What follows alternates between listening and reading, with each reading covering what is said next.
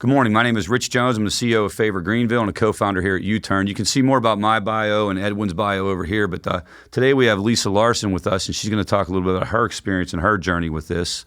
Up front, I want to say this is not an addiction treatment hit piece. That's not what this is about, but at Youturn, we believe in having real conversations about real issues, and Lisa had a journey with her son that we feel like is really, really important. So along the way, we're going to ask some questions. Lisa, really no right or wrong way to do this. We just sort of want you to jump in and tell us a little bit about your journey with your son and where it led you through the process, and maybe some pitfalls along the way. And Edwin and I will jump in and ask questions. So just kind of take it from wherever you want to start. Okay. In September 2nd of 2016, my 26-year-old son died of a heroin overdose. He had just gotten out of rehab, and he had been in rehab for 30 days. He had an overdose in 2014, but we caught it in time, and he survived. And that next morning, I put him on a plane to a rehab center in Florida, and he did very well. He came home and was off of drugs for a whole year, and then relapsed. And I sent him to rehab again in Florida, and he was supposed to stay longer. He was supposed to go to a halfway house, and he decided to come home because he had a baby. He had a newborn at home, and he just didn't want to be away from his family, and ended up overdosing about a week later. A week after coming home? Yes. So the first thing I want to say is I'm sorry that you went through that, and we appreciate your courage coming forward with this. So how old was he whenever you started to notice anything? You kind of like that was sort of the 26 was when he wound up landing in treatment, but what was it like maybe teen years and early 20s? Did you know anything was going on? My son was actually very driven. He knew from the time he was 7 years old that he wanted to go to the military. His dream was to go to the military, and I don't know why, but he picked the Army. And he focused on that. He wanted to one day be an engineer, and wanted to retire from the Army. So when he was 18, he signed up and he left. And he had dabbled in some smoking weed, doing weed here and there, but it wasn't a problem. He was a pretty good kid. Yeah. He wasn't that great in school, but he just had a hard time with the grades and studying. But other than that, he was fine. So he went to the military, did great, went to boot camp, came home, everything was great. He got hurt. He went to basic, he came home, and then I'm trying to That's all right. go through everything. And he was at a weekend thing that they were doing. I don't really recall, training. And he got hurt. He hurt his hip, and they sent him home. And he went through therapy and rehabilitation, and they put him on Oxycodone, and just the amount that he was taking was so high. He was getting 240 pills a month. Wow. That was his prescription. Wow, it was such a high prescription to the point where he was like a zombie walking around.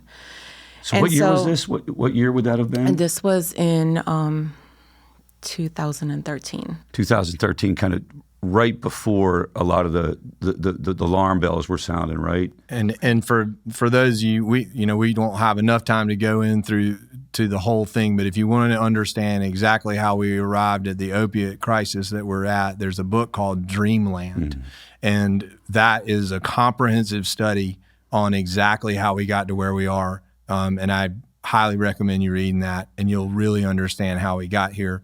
But your son's story is a repeated situation where the FDA was muscled into saying that long-term use of opioids was an effective treatment for chronic pain, which is not true. The doctors started prescribing it because they were allowed to, and because the drug reps pushed them like crazy to do it. Mm-hmm. Then within 4 weeks of long-term prescriptions, the patient is physically addicted, and then when they lose that prescription, then the only way they can get opioids is to either buy them illegally, which is really expensive. Oxy 80s were $80 a piece. The equivalent amount of heroin is $5. And so it's very easy to make that leap. Is that what basically happened? Pretty much. And I wonder, your experience as a mom at that time, did you have any information about these type of dangers? Were the doctors talking to you? Was anyone talking to you about, he's on 240 of these pills per month? You were just maybe going, you don't know what to say. No, I had no idea. I didn't have any experience with drugs, really. I've never been an addict. I've never had anybody in my family be an addict. And the worst thing that we did in our family was drink alcohol. And you I didn't know where to turn. The doctor prescribed it, so yeah, it's fine. so I trusted the absolutely, doctors. yeah. I had no reason to question it. He was in a lot of pain. He kept saying he was in a lot of pain. He would walk around saying he was in a lot of pain, but I didn't realize at the time that he was starting to go through withdrawals when he would run through his 240 pill prescription, a lot sooner than 30 days. Right. So he was having serious withdrawals. And one of the things that some of the people that I was in treatment with that were struggling on this path, this same path, what would happen is that after this long-term numbing and uses of opioids, the brain would develop new pain pathways because those messages I experienced that, still for need sure. to go Yep. through. And some of these guys would say, when I finally got detoxed, I had so many pain pathways. It felt like my hair hurt. Yeah. He said, I had friends that said my hair follicles hurt because I had overloaded my brain with these pain pathways. And so that's part of the withdrawal, but that's part of I can only imagine this nagging issue that pushes people with the struggle with opiates. And that's what your son is going through at that time. You're just mom, kind of following, trying to help him, probably feeling bad for the fact that he's in pain. One thing leads to another; it escalates. So if we go back to that point when he wound up in treatment in Florida, can you talk through that decision-making process? How did he wind up coming? Did he come to you and say, "Hey, I want to go somewhere," or how did that go down? And why Florida? Okay. So I had been researching on the internet for information, and there's so much information that literally I was so overwhelmed. And I started just basically looking at the top things Whatever that came up, whatever top, came up yeah. at top, whatever had the greatest stars is what I was calling. And every time I would call, they'd be like, "Oh, well, we can get your son in the morning. Let's get him a plane ticket. We can go ahead and help you arrange that, blah, blah, blah, blah, blah." And so that's the information that I got from every single place I called. And I called multiple places. Yeah. And finally, one of my closest friends at the time, who was in the Navy, he said, "I have a friend who runs a center in Florida. Let me Okay. call him." And so we called him, and he said, "Yeah, let's take care of it." I mean, he was very helpful. Now I know the reason why he was very helpful. But at the time, I thought he was just doing a good deed. So this is one of the most controversial things that you can talk about around this issue. 15,000 rehabs in America. There's just a reality to the situation. These are Google ads. They purchase the spot. I don't care what anyone says. When you call, it's not objective information. The goal is to get you into a bed. Now, there are really good facilities out there, but the deal is, how do you even stumble upon that? And people say, "Well, that's not what we're doing." Look, that's the business model. Whatever amount you recoup when you get them in, that's how you stay in business. So you're getting on the phone. And the people working the call centers haven't vetted these treatment facilities. They're just taking the calls. They assume that if they're accredited or licensed, that they're good. Absolutely. And so it's not, not to paint this as like it's some kind of nefarious enterprise. It's just ignorant, right? It's ignorant, and it's not about one person or one program or anything like that. It's not about that guy even. It's about the system is set up that way. There was no place for you to get independent information. It's one of the reasons why Youturn, we formed this company, was because, goodness, somebody just needs to come on and start talking people through this. And also, specifically to treat somebody with an opioid addiction versus somebody that has a dual diagnosis versus somebody, there's places that are specifically set up for women's issues. And so finding the right rehab is almost as important as finding a rehab. Right. You know, you go into the wrong place can almost be detrimental in a way. And so you know, this is one of those things we wanted to start this conversation where there needs to be a vetted list, and where we have no profit motive in directing people one way or the other. Right. I don't work for a rehab. That's not what's going down here. I did work for rehabs, and so I don't have I mean, some of my best friends are in that industry. So I want to go on the record that this isn't about any person or a program, but we do have a problem on our hands. Now, so if we go back to your situation, Lisa, and he lands in Florida, what was it like for you at that point? Can you remember, like, did you think, okay, this is good, we're good to go here? Like, what was life like then? The number one emotion I had was relief. Yeah. Okay. Because I didn't spend endless nights up wondering where he was, what he was doing, because I knew he was in a safe environment. I was angry, but I was relieved. Did you experience about a week after he went in almost blinding anger? Yes. Okay. I did. That was so when I was at Talbot, any time anybody new would come in, I'd say, all right, man, in about a week, you're going to get a phone call or a letter. It's the harshest thing oh no, she's cool, man. She just dropped me off. Everything's fine. Nope. Relief goes away. But it's an important thing to mark because no one talks about this, right? But every single family goes through this. And that little burst of anger, if it's not properly acknowledged, then it can cause trouble down the line. And so you have to establish these patterns. And at that point, you were on the path to healing, even though it felt really bad. Having that flash of anger, that's a perfectly normal response. And you deserve to be able to process And people that. out there need to know that because you're right. It's kind of universal that you're not a bad mom, you're not a bad wife. It's just not a bad husband. If that's what you're feeling it. Did you feel guilty for being that mad later? I felt guilty for being that mad after he passed. Yeah. But it was appropriate anger. It was. And I remember the first call that I got from his counselor and him while he was still in Florida, and they told me that I needed to go to Al-Anon meetings or 12-step meetings, and there was nobody here for me to talk to, that I just needed to find a counselor to talk to here. Right. And I got really angry at that because I thought, I'm not the one who's an addict. Yeah. Why do I need to take my time, my money, and do all this when he's the one who refuses to get better? Right. Well, that's another part of this conversation that always has to happen is there is a psychosocial situation that occurs around addiction and around substance use disorder that includes all of the family members, and we get into these little patterns. And I'll tell you, and it's as simple as this. I'd been out of rehab for a period of time, and my wife bought me mouthwash with alcohol in it.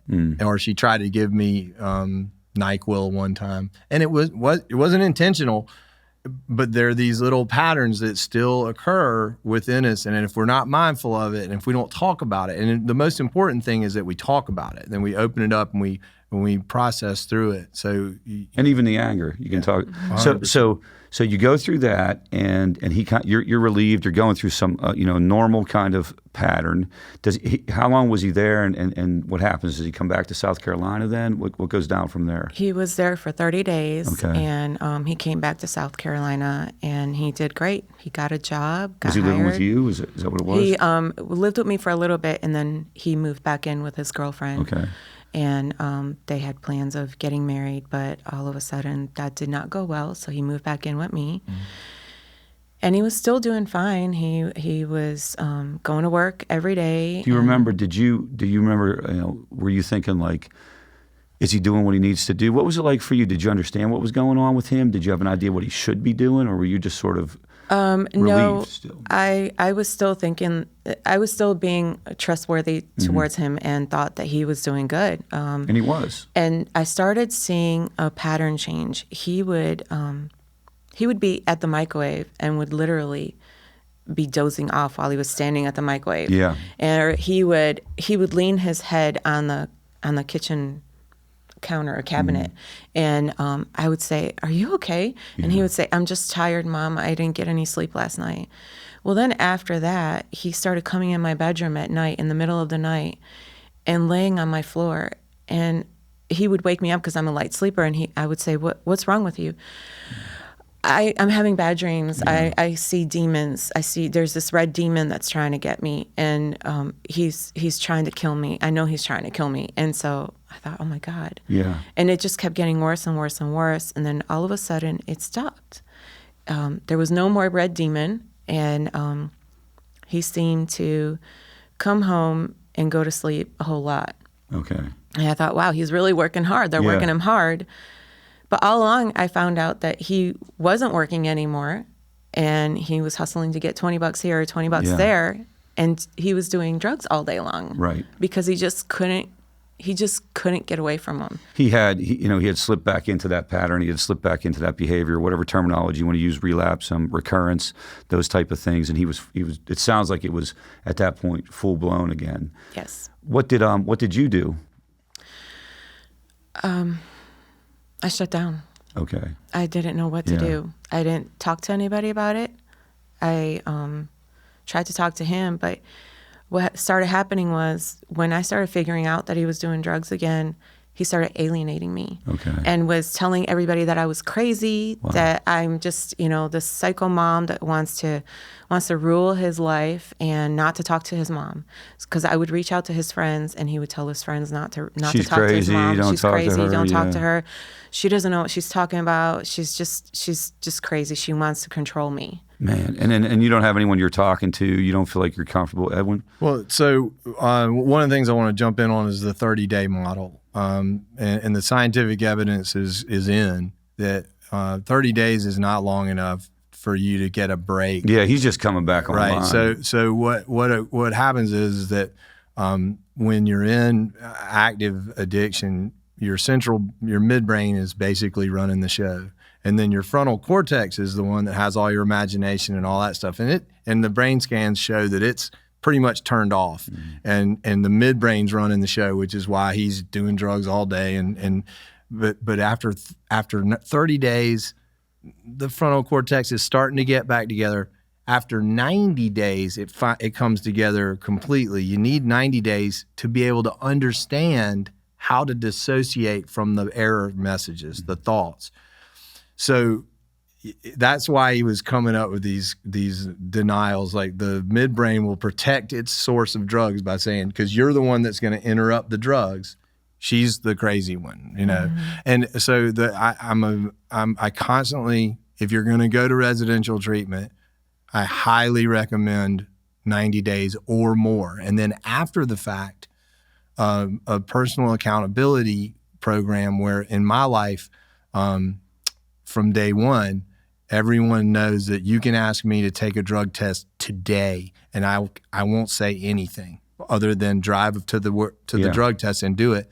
And I'm also I have some other fail safes that are in there, and you have to set those up because you can't 100% trust especially yourself. Early on, especially within the first year or so, and that's one of the things that every treatment center, when people are rotating out, should be setting up these personal accountability measures. Did anything like that go down in your case? No, I was just going to say, I didn't get any support from the treatment center. He wasn't getting any support. They weren't calling to check on him. They weren't doing any follow-up. It was just, he was done and you're out the door. And of course, I wasn't talking to anybody about the problem, so I wasn't getting any support either. Yeah. You're on your own. You're on an island. Yeah. And the more reputable places will allow any graduate to come back free of charge for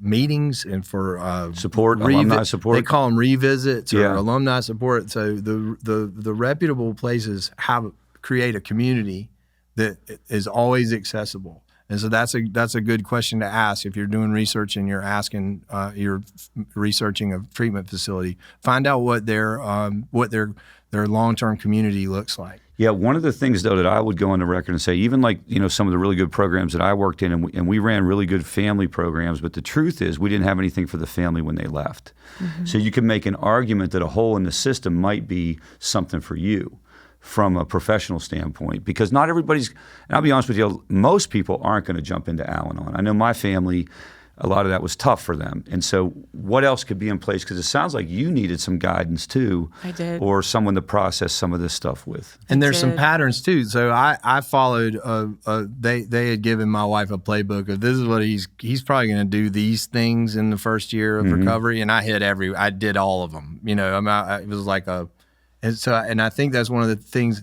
that I think helped her was because behaviors that kind of looked crazy, they're like, this is kind of part of what recovery looks like. And it would have been helpful if they could have said, these are some things he'll do if he's actually in recovery, and these are some things he'll do if he's starting to what to look out for, like you would with any disease, right? Yeah. So Lisa, if you and again, there's a lot of information, but if you think about the platform we have here, and we hope people that need information for their loved ones, they're accessing this.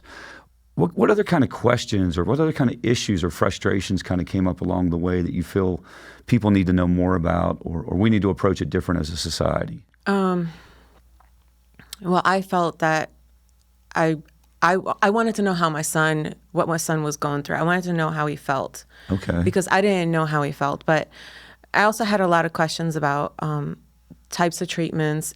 How do you choose the right recovery center, or where can a family go, or like a family member like me, where can I go to get support, or what kind of places are there available and for how long? And well, let's try to answer those two questions, because that's fantastic. I agree with you 100%. So when it comes to trying to understand how a person feels, what it probably would be helpful in this case, we have story after story of people like Edwin and I in recovery talking about our experiences. You could access that, and hopefully it comes across what it's like to get to that state of mind where you're acting in your own worst interest, right? Where you're self-destructive, where your son got.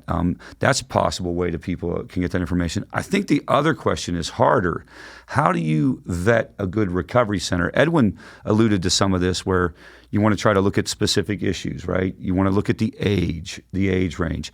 You have to remember, you will never get anyone from a rehab on the phone that says, hey, I just want to let you know my program sucks. Right. That'll never happen, and they will all be experts in all of the above. So I feel like that's a challenge, and it still is a challenge. Edwin, you got anything on that? I would say the more reputable places will give you some numbers of graduates, people that have gone through the program. Like customers that you can call and talk to them about what their experience is, and get some information. But a lot of the time, these situations have come to a crisis, and you don't have time to vet these things yourself, and you don't have time to go and visit the campus and do the things. And I got lucky because the place I went allowed me to go and still work. Yeah. And that was probably the biggest reason we went to this place, because it didn't lock me down. And because there were a lot of people that were depending on me, so I don't want to sit here and act like we did it all right because we did all the vetting. We kind of the reason I went, I got lucky, and I ended up at the right place. However, that speaks to their level of care that they feel, because they were equipped to send a sober coach with me. And that speaks to a higher level facility too. Yes. So that's another one of the markers, I think. But I think one of the biggest markers would be what's your long-term community look like? Because if they have one, that's a really good sign. Yeah. I agree with that 100%. I think that's an important thing. And if you're out there watching, there are programs, there's a lot, especially since the Affordable Care Act, when this whole like parity issue came up and people started pushing for substance use treatment to be covered, there are a lot of pop-up rehabs. So part of it is staying power. I mean, I would start, how long you been around? How long you been around? You know, you've been here like 3 years and you're in South Florida, you know, okay, I get this. Yeah, what's your genesis story? Right. Like for Talbot, Dr. Talbot founded the place because he was an alcoholic doctor. Yes. And there was a need for a treatment center for physicians that were alcoholic. Right. And there was obviously this huge stigma. And so they approached a need, and they've obviously been around a long time. But I would also say the real higher end places are willing to tell you about some of their failures too, because Talbot has had some issues with. We're not perfect. But they're forthright about it, and they learn from it, and it improves the community. That, you know, if you've got a place that's just saying they've never had any kind of failure or any kind of fault, then 98% success rate. Right. It's always 98%. It's very interesting. Right. So what about how are you doing now? How have you, I mean, that's obviously incredibly tough to lose a child for any issue, but how did you deal with it afterward, and how are you doing? And maybe we have some people out there that are going through that part of the process as well. I did a lot of crying. Yeah. But I have a good support system now. Well, I had a good support system at the time, just didn't realize it. Because once it happened, and I had to be honest with people, they all were very supportive to me. They were angry that I didn't talk to them, but they were very supportive. And so I had a lot of friends that came to my rescue. My family came down, and now I'm going to a grief support group as well, which does help quite a bit. Yeah. And the reason that you didn't say anything was because you felt like the stigma of having. I was very embarrassed. Very embarrassed to talk to my family and friends about it, because it's addiction. I didn't understand addiction. Yeah. And I didn't understand the disease. It's not even an addiction at that point. It's a disease. Yeah. Yeah. And I'll say this again and again. The stigma exists, and it's so hard for people to get over it. And it's interesting. Even when people are meaning well, like I've had people come up to me and go, "I think it's so nice that you work with those people." Yes. You know, and they think they're saying something nice. And I go, do you think that someone goes to a doctor that treats people with MS and go, "I think it's so nice that you work with those people"? Oh, I've been in that room. Absolutely. But that's how far we need to go about destigmatizing this issue. Substance use disorder is, it's like having relapsing, remitting multiple sclerosis or diabetes, whatever it might be. Whatever you want to do. And there were some choices made in the beginning for sure, and I own those. But no one should, especially not a mother of a child, should ever feel guilty or embarrassed because someone is suffering from substance use disorder. And so if you hear me talking about this, I'm not looking for a pat on the back. I'm trying to have this be in the conversation. Yeah. And you should never, ever feel embarrassed or ashamed to tell your truth, because it's the only way we can start knocking the stigma down. And there was no information for you. There was no Youturn. There was no resource center. Like you said, you went on the internet, you Googled, all you get really there is just some, come on in our rehab, come on in our rehab. After ads, after ads, after ads. So there wasn't, I mean, how would you know? It's not like innate knowledge we're born with, this is what this is. It's like any other disease, you have to learn about it. You have to be educated. Can we talk about the cost too? Yeah, absolutely. So the other part of this, obviously, inpatient treatment can kind of like climb. How did that? What did it wind up costing? What did that wind up looking like for you? Well, I was lucky because I had insurance. I had a great job with a great company. But for some reason, the insurance didn't cover the lab work. Okay. And it didn't cover any of the lab work. Yeah. And it didn't cover any of the drugs that they were administering to Right. him on a daily basis. So every single day, and I am not exaggerating when I say this, I was getting a letter in the mail from the insurance company stating everything that was charged and what wasn't covered. And my part was pretty high that I needed to pay. And that's in addition to what the center itself was charging my credit card every week for the drugs that were being administered. What were they giving him in treatment? Oh gosh, I couldn't And so even tell you. you just gave them their card and they ran the card. Yes, and they so that requested was, my card the first day Wow. when I first signed them up. Yeah. And so Did they tell you those costs up front? Did they say that was going to happen? Nope. That's another thing you should ask. And the other part of this too is that there was a bad trend of some less than good treatment centers churning drug screens and this medication and highly inflating the costs.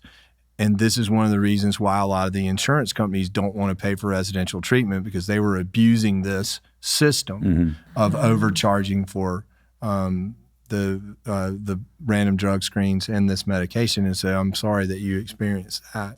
Yeah, well, and it's just like on top of everything else. Now you got this rolling on, and you're worried and you're frightened, and now you got to figure out what's this charge. And man, there's got to be a better way to do this. Well, can you share the amount that you ended up having to pay? I mean, if you feel comfortable. So the amount that I had to pay was roughly about $69,000. Right. For 30 days treatment. Right. For 30 days. In my opinion, is atrocious. Right. I could provide a recovery coach in the home for like 4 hours a day for 10 years for $69,000. Right. And so there's got to be some other conversations that might be beyond our pay grade right now. But Lisa, your willingness to come forward and talk about this, you're a champion, man, because this is, it's hard.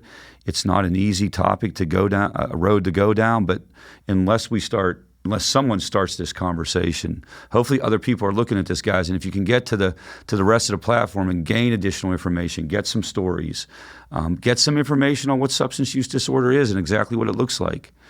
Maybe we'll put out some additional information on rehabs. I mean, we got to all kind of work together in this process to try to figure out, because this is heartbreaking. I'm a father, you know what I mean? I have a 26-year-old son. I can't imagine, being clueless and getting that call and trying to figure out where to go and hopping on. I mean, it's aggravating to me. It's hard for me to stay calm when I start thinking about what that must be like for folks. The other part of this too, and one of the things that was so surprising to me, is that there are some patterns and behaviors that children will exhibit that you can identify before they even get near a substance. Yeah, you mean like dispositions? Dispositions, but like for instance, one of the things that I was surprised to find out is that people that have a tendency towards alcoholism, when they initially begin to drink, they're really good at it. Like no, what I mean to say is that they don't fall down and pass out and throw up. Whatever Right. they drink and they're fine. Yeah. And I was the kid that would go out drinking with my friends in high school, and I could talk to the cops and drive everybody home, and everybody. I was like, man, I'm great at this. Well, that's one of the biggest markers, the biggest signs that you're going to have a problem later on. Yeah, you're too good at it. And I never knew that. Nobody ever told me that. And as a parent, seeing somebody transition into college and start their dabbling and whatever, being able to see that is going to be important, because now way out ahead before there's some foul up, some negative consequence. Right. And I think it's important for us to have these conversations as well. Yeah, absolutely. I agree. Lisa, anything you want to finish up? We're going to wrap this thing up. Any other thoughts or words of wisdom? I would strongly caution any parent that's going through this to do your research, talk to people, don't be embarrassed about it, and don't let the stigma